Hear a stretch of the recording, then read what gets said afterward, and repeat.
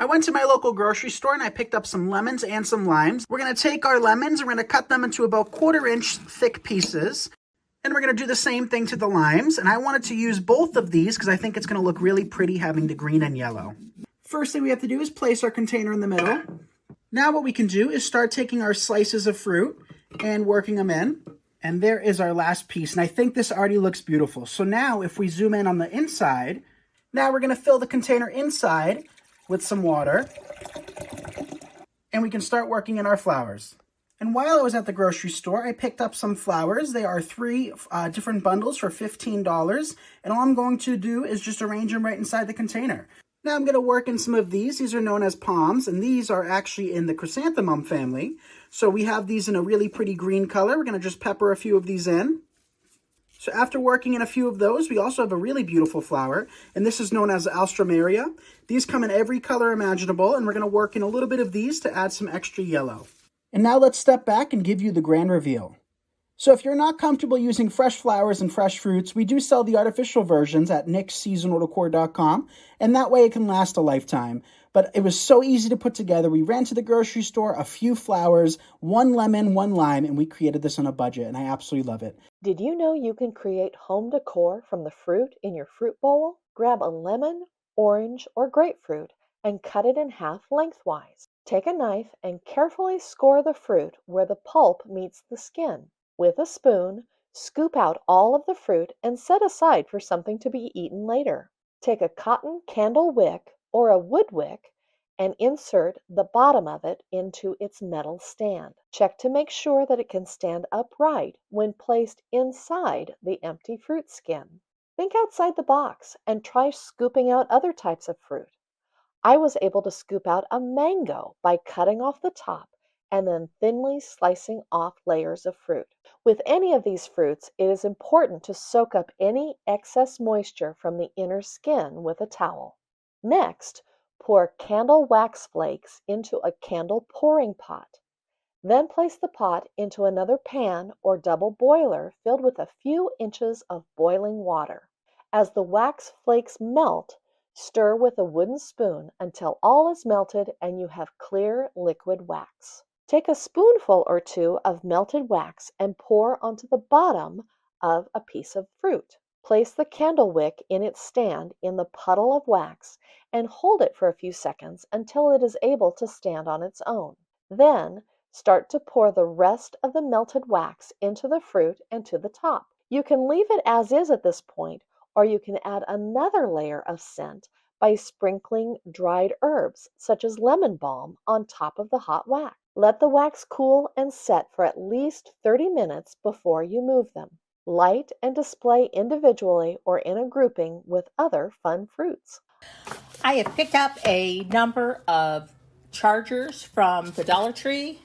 And these are plastic. I'm just going to wipe them off. And then what I'm going to do, because I'm going to want to paint these, and even paint that's made for plastic like this one is not going to adhere really well and bond to the plastic unless you roughen this up a little. So I'm going with some fine, not ultra fine, but fine sandpaper, and I'm just going to give it a little bit of a sand.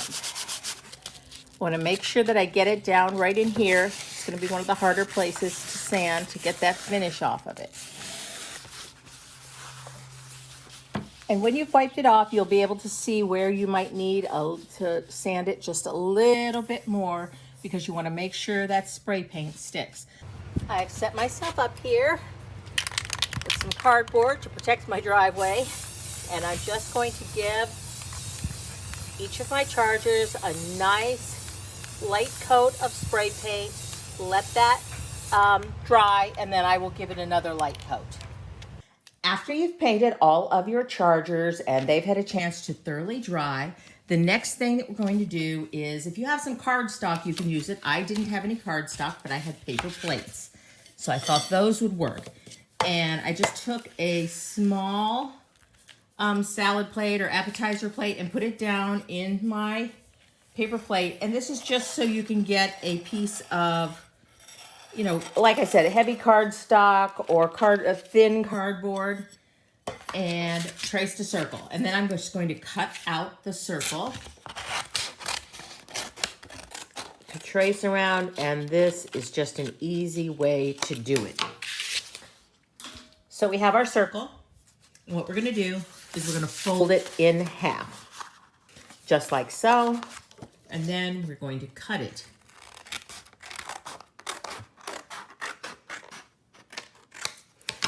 In half. Then we're going to fold it again, and we're going to cut that in half. And then we're going to do it one more time until our pieces are this size. I'm going to take these, I'm going to take my charger now, and I'm going to lay these out on my charger. Pretty much back towards the rim of these. And some of these I've already traced around, so because I thought that would be easier for you to see them.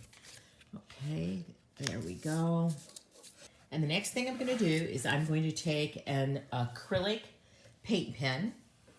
We're just going to use our little cardboard and trace around the edge and around the top. And the reason I would make 8 of these and not just try one and move it around is because you want to have your spacing correct. So there we have, looks like we're cutting out pizza. I don't want to smear any of that, so I'm just going to take it and dump the pieces. Yep, that one's stuck. Dump the pieces off, and here we have our little traces for places for us to paint within. You're going to grab some orange paint for the oranges, any brand that you like, and then I'm just going to go to town.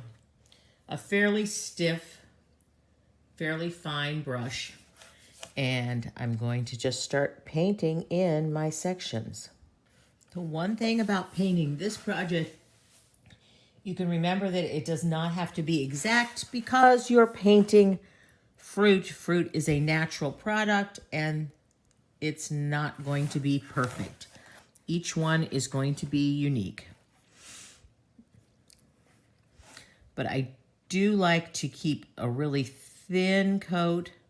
I don't want it to be built up into little ridges of acrylic paint. And we can always go back and add more. But for most of the piece, each wedge, I guess I'll call them, I want to keep most of my strokes going up and down like this, just like the inside of a piece of fruit would, the pulp would be. Now, if I want to come back later and fix little parts like that, I can just come back with some white acrylic paint. So now I'm just going to go to town painting all of my sections. If you are ready for some bright color after the long winter, this is just the project for you. So we have our chargers that I painted, all the lemon and orange, and I'm going to go ahead and set these out on our table, alternating the lemon slices with the orange slices. And I'm going to use, because I want to show off my pretty chargers, I'm just going to use clear dinner plates.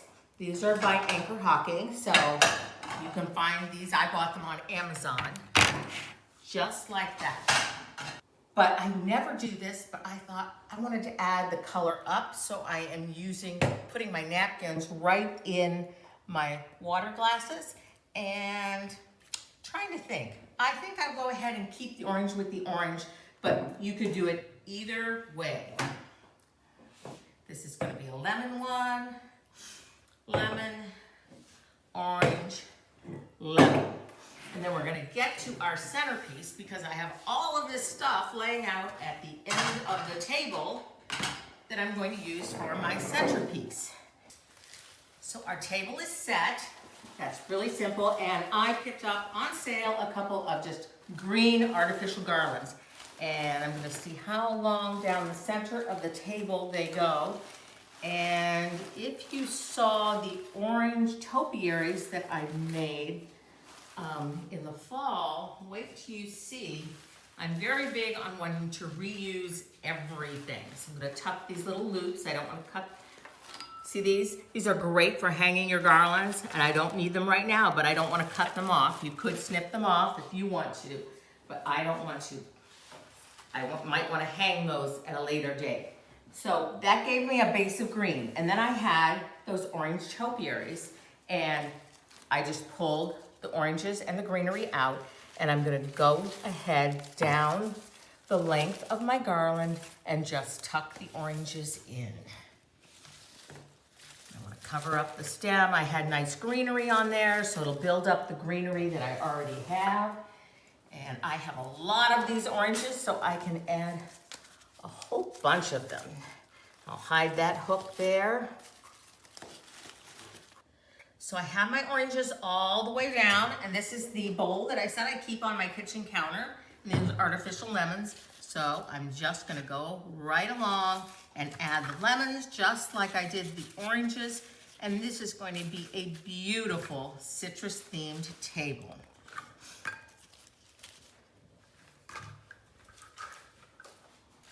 You don't have to add quite as much fruit to your table if you don't want to, or you could keep it all one theme. And you can also use fresh fruit if you want. You don't have to use artificial, but I already had these on hand. And I really believe in using things that you already have on hand if you can. And these just go so well with the chargers. So here is our beautiful citrus table, all in your orange and yellow, ready to greet guests with all this bright color. After a long winter, this is just the thing, don't you think? And here are our easy DIY chargers displayed so prettily under clear glass plates. So I hope you like this project, and it might be something you try. And remember, you don't have to make fruit slices. You can customize your chargers any way you want. Thanks so much for watching, and I'll see you next time right here on Home Talk.